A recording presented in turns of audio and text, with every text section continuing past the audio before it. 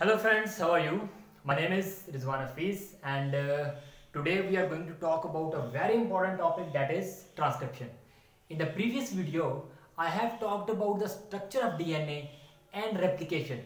I have also talked about all the stages, enzymes and proteins involved in the process of replication. Today I will be explaining about the transcription. So before starting the detailed mechanism of transcription, first of all let me tell you what is basically transcription. As you guys know that transcription is basically conversion of this double-stranded DNA into single-stranded RNA. But point to be noted, it's not like whole the DNA will be converted into one full-fledged single-stranded RNA. No, it is not possible and it is not going to happen. The point is, you guys know that our DNA consists of different genes.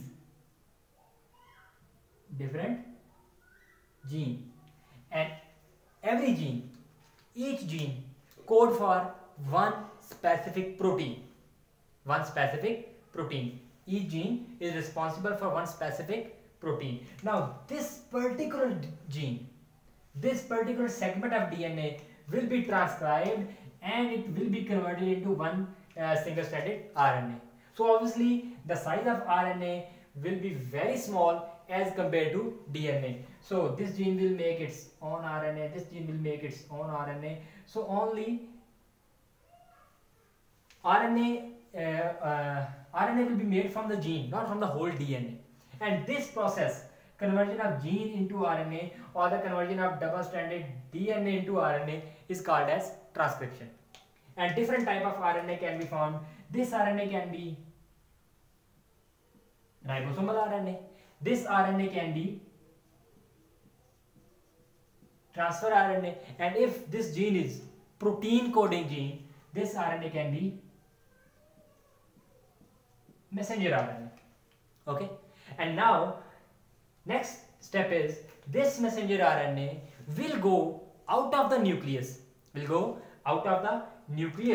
and it will attach on the ribosome present on the endoplasmic reticulum or free in the cytoplasm. This messenger RNA will attach on the ribosome and protein synthesis one will take place. And this step in which RNA is being converted into protein is called as translation. And the whole process in which a gene flows into a protein is called as central dogma, and it consists of two processes. One is a transcription in which gene is converted into RNA, and one is a translation in which RNA is being converted into protein. In today's lecture I will be talking about transcription. In next videos I will explain about the translation as well. Okay, as you know that transcription basically consists of three steps: initiation, elongation and termination. What is initiation? In initiation, transcription initiation complex will be formed. Now what is this transcription initiation complex? Let's talk about it. Okay, here you can see, here is the DNA and this is a particular gene that is going to be transcribed. Every gene will be having a particular nucleotide from which the transcription of that gene will start, and this nucleotide, this site will be called as transcription initiation site. And it will be donated by +1. And if we move upstream, if we move backward, then the nearest nucleotide will be called as -1. Then it will be other nucleotide will be -2. Then this nucleotide will be -3, and so on up to -25. There will be a specific sequence, and this sequence will be called as TATA. Tata sequence. Now this sequence is basically called as promoter. This sequence is basically called as promoter. And what is the importance of this sequence is, this is the sequence which will be recognized by RNA polymerase. RNA polymerase. RNA polymerase is the enzyme that is responsible for making RNA from this gene or from this DNA. Like DNA polymerase responsible for making DNA from the DNA. But this RNA polymerase will produce RNA from the DNA. DNA polymerase was involved in the replication of DNA. Transcription, RNA polymerase will involve in the replication of DNA, transcription of DNA, sorry. Okay. Now, before starting about how this Tata region will be recognized by RNA polymerase and how RNA polymerase will attach about the Tata region, let's talk about the types of RNA polymerase. There are basically 3 types of RNA polymerase. RNA polymerase 1, RNA polymerase 2 and RNA polymerase 3. RNA polymerase 1 is responsible for transcription of those genes which will produce ribosomal RNA. Ribosomal RNA. And this RNA polymerase 1 will be present in the nucleolus of the nucleus. RNA polymerase 2 is responsible for the transcription of protein coding genes. It means it is responsible for production of messenger RNA. Messenger RNA, and it is present in the nucleoplasm. It is present in the nucleoplasm. RNA polymerase 3 is responsible for transcribing those genes who will make transfer RNA or small nuclear RNA. So these are the 3 types, and every RNA has different function. It depends upon the genes. If the gene is going to make the messenger RNA, RNA polymerase 2 will be used.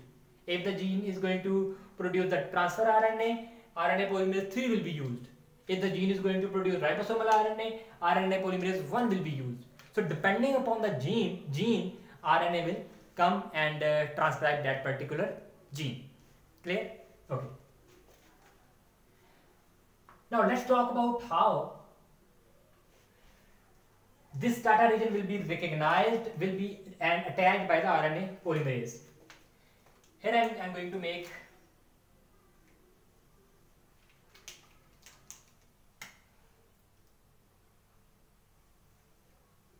here is the DNA, and assume that this is the gene. After this,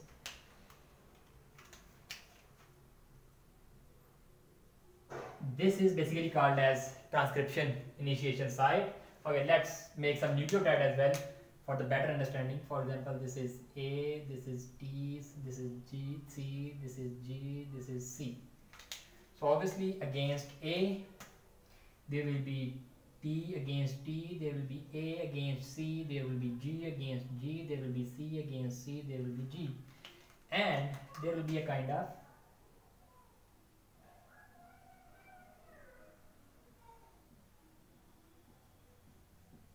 hydrogen bonding as well.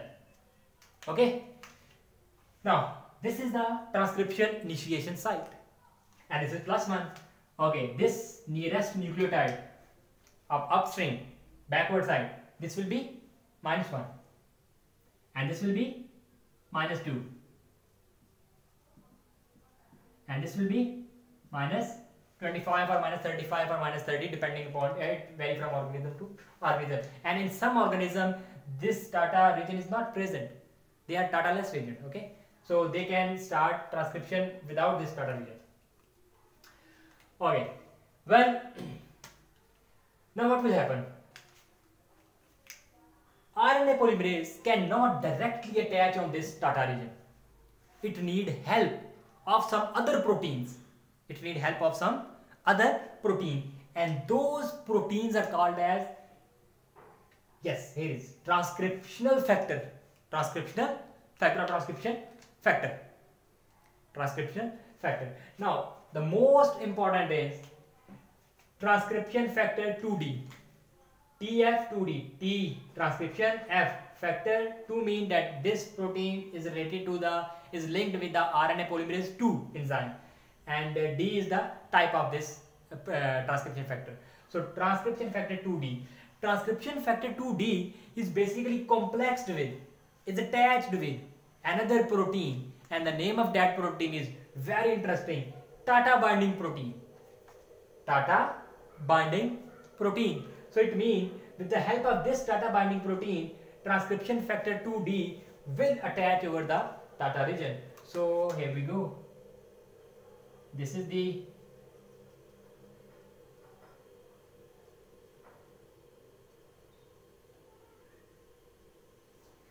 transcription binding protein, and here is basically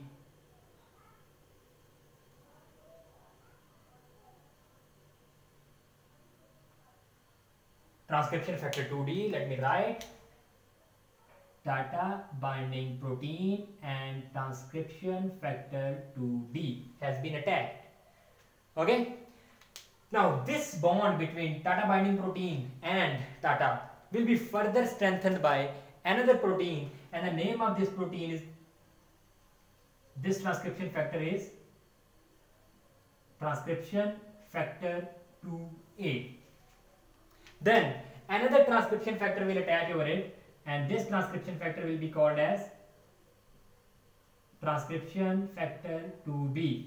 This transcription factor 2B is going to help, it is going to act as a bridging site between this complex and RNA polymerase.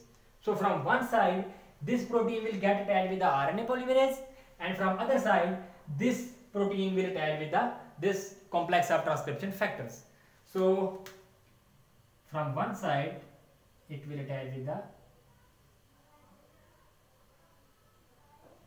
RNA polymerase. So here is the RNA polymerase. This is RNA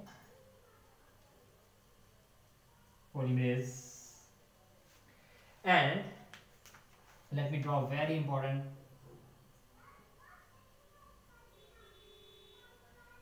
This is called as CTD, carboxylic acid terminal domain, or C terminal domain of the RNA polymerase. This is very important in the process of elongation. I will explain when I will talk about the elongation. Okay. Now here you can see RNA polymerase has been attached. Transcription factor 2F. Transcription factor 2F. It was already attached with the RNA polymerase. It was already attached with the RNA polymerase, and then another very important transcription factor,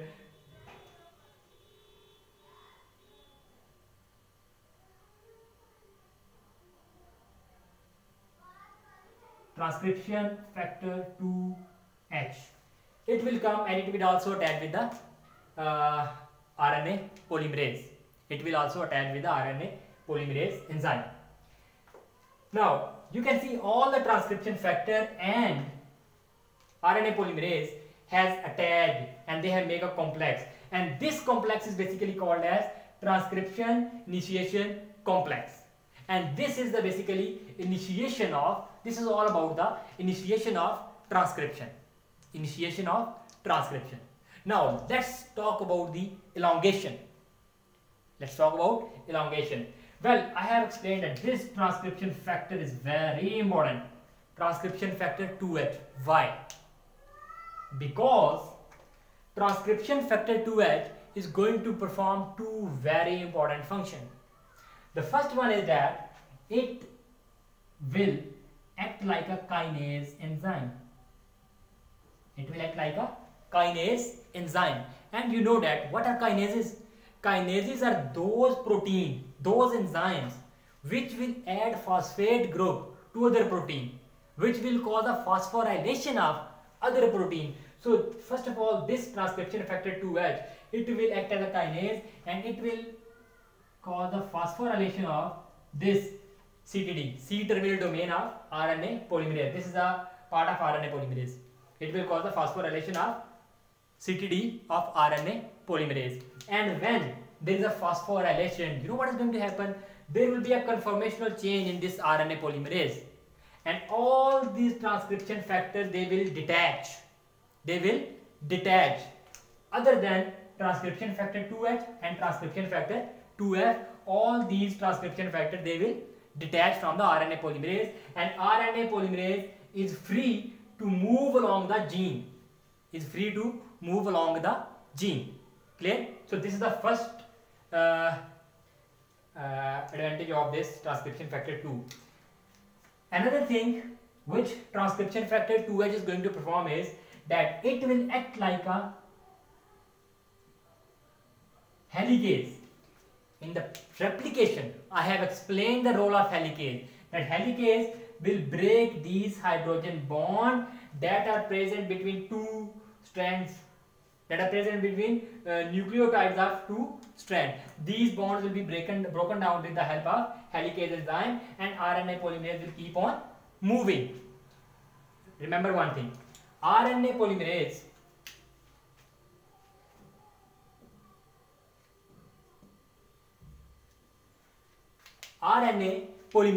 will move, will read 3 to 5 and will polymerize 5 to 3 prime. So it means it will move in this direction, and this 3 to 5 prime strand will get transcribed. This 5 to 3 prime strand will remain intact. Now, the strand which is going to be transcribed is called as template strand. And the opposite strand which will remain intact will be called as sense strand. So in this way, 3 to 5 prime strand will be read by this RNA polymerase, and against this strand, RNA strand will be made by this enzyme. Okay, this sense strand will remain intact. Clear? So in this way, it will keep on moving. Now let me tell you one more thing.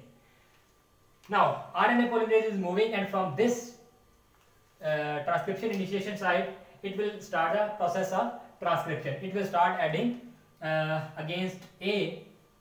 When RNA polymerase keep on moving, it has reached here. All these bonds have been broken down with the help of TF2H, and against A, U will be added. Phosphodiester bond will be made. Against T, A will be added. Hydrogen bond will be made. Phosphodiester bond will be made. Against C, G will be added. Hydrogen bond will be made. Against, with the help of helicase activity, these bonds will be broken down. Against G, C will be added. Phosphodiester bond will be made. Hydrogen bond will be made. Again, this bond will be broken down with the help of helicase. G will be added, and hydrogen bond will be made. So in this way, a strand of RNA will be keep on forming. But there is very important point to note. In this way, when these hydrogen bond will be broken down, obviously